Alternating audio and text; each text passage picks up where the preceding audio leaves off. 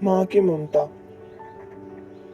बिस्तरे मर्ग पर जब बार बार मैं अपनी कोताहियों की इनसे माफ़ी तलब कर रहा था तो कहने लगी, मैं राजी हूँ बेटा, काहे को बार बार माफ़ी मांगता है।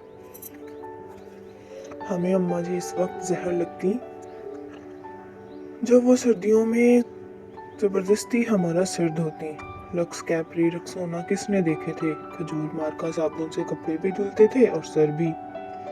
आंखों में साबुन कांटे की तरह चुभता और कान अम्मा की डांट से लाल हो जाते। हमारी जरा सी शरारत पर अम्मा आग बगोला हो जाती और कपड़े धोने वाला डंडा उठा लेती, जिसे हम डिमनी कहते थे। लेकिन मारा कभी नहीं। कभी ऐन वक्त पर दादी जान ने बचा लिया, कभी बाबा ने, और कभी हम ही भाग लिए। गांव के रौनकों से ऐन दूर फसलों के बीच हमारा डेरा था। डेरे से पगडंडी पकड़कर गांव जाना अम्मा का सबसे बड़ा शॉपिंग टूर हुआ करता था, और इस टूर से महरूम रह जाना हमारी सबसे बड़ी बदनसीबी। अगर कभी अम्मा अकेले गांव चली जाती तो वापसी पर हमें मरुंडे से बहलाने की कोशिश करती। हम पहले तो नन्हे हाथों से अम्मा जी को मारते, इनका दुपट्टा खींचते, फिर इनकी गोद में सर रखकर मुंह फाड़ फाड़ कर रोते।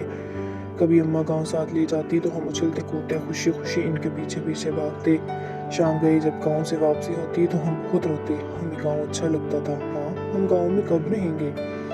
मेरे सवाल पर अम्मा वही घिसा पिटा जवाब देती, जब तू बड़ा होगा, नौकरी करेगा, बहुत से पैसे आएंगे, तेरी शादी होगी, वगैरह वगैरह। यूं हम माँ बेटा बातें करते करते तारीख डेरे पर आन पहुँचते। मुझे याद है गांव में बाबू मुजफ्फर के यहाँ शादी का जश्न था। वहाँ जलने वाली बत्तियां भी लगी थीं और पटाखे भी फूट रहे थे। मैंने माँ की बहुत मिन्नत की कि रात इधर ही ठहर जाएं, लेकिन वो नहीं मानी। जब मैं माँ जी के पीछे रोता रोता गांव से वापस आ रहा था तो नैयत में फतूर आ गया और चुपके से गांव वापस लौट गया। शाम का वक्त था और माँ को बहुत देर बाद मेरी गुमशुदगी का अंदाजा हुआ। वो पागलों की तरह रात के अंधेरे में खेतों में आवाजें लगाती और डेरे से लेकर गांव तक हर कोने में लालटेन लटकाकर झांकती रही। रात गई जब मैं शादी वाले घर से बाजियाब हुआ तो वो शेरनी की तरह मुझ पर हमलावर हुई। इस रात अगर गांव की औरतें मुझे ना बचाती तो मुझे मार ही डालती। एक बार अब्बूजी अपने पीर साहब को मिलने सरगोदा गए हुए थे तो मैं इस वक्त 6-7 साल का था। मुझे शदीद बुखार हो गया। अम्मा जी ने मुझे गर्म चादर में लपेट कर कंधे पर उठाया और खेतों से गुजरती 3 किलोमीटर दूर गांव के अड्डे पर डॉक्टर को दिखाने ले गई। वापसी पर एक खाले को फैलांगते हुए वो खेत में गिर गई, लेकिन मुझे बचा लिया। इन्हें शायद घुटने पर चोट आई। इनके मुंह से मेरे लिए हस्बी अल्लाह निकला।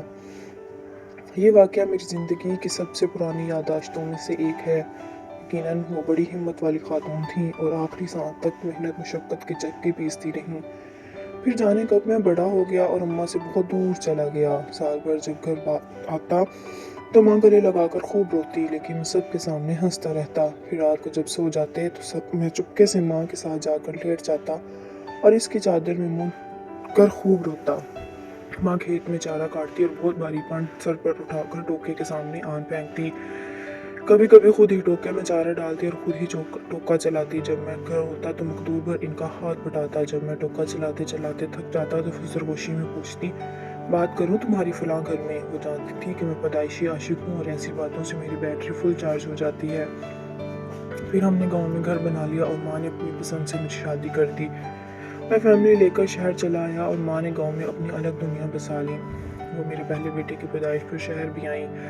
मैंने इन्हें समंदर की सैर भी कराई। क्लिफ्टन के साहिल पर चाय पीते हुए इन्होंने कहा, इस मंदिर से तो हमारे डेरे का छप्पर ज़्यादा खूबसूरत लगता है। माँ बीमार हुई तो मैं छुट्टी पर ही था। इन्हें कई दिन तक बस को पान खिलाकर समझाता रहा कि मामूली पेट का दर्द है, जल्द अफाका हो जाएगा। फिर दर्द बढ़ा तो शहर के बड़े अस्पताल ले गया, जहाँ डॉक्टर ने बताया कि जिगर का कैंसर आखिरी स्टेज पर है। खून की फौरी ज़रूरत महसूस हुई तो मैं खुद ब्लड बैंक बेड पर जा लेटा। माँ को पता चला तो इसने दुख से देखकर इतना कहा, क्यों दिया खून, खरीद लाता, कहीं से पागल कहीं का।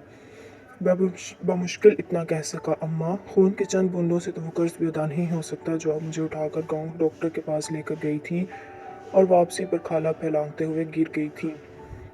वो खिलखिला कर हंसी तो मैंने कहा, अम्मा मुझे माफ़ कर देना, मैं तेरी खिदमत ना कर सका।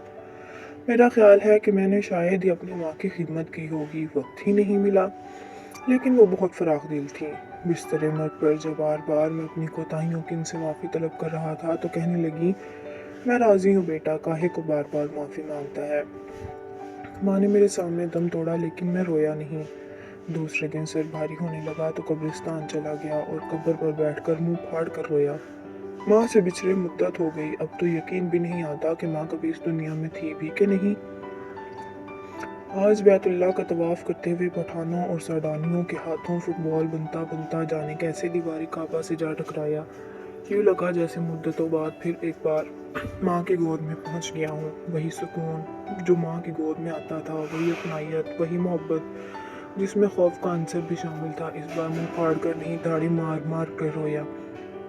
70 माओं से ज़्यादा प्यार करने वाला रब्बे काबा और हम सदा के शरारती बच्चे।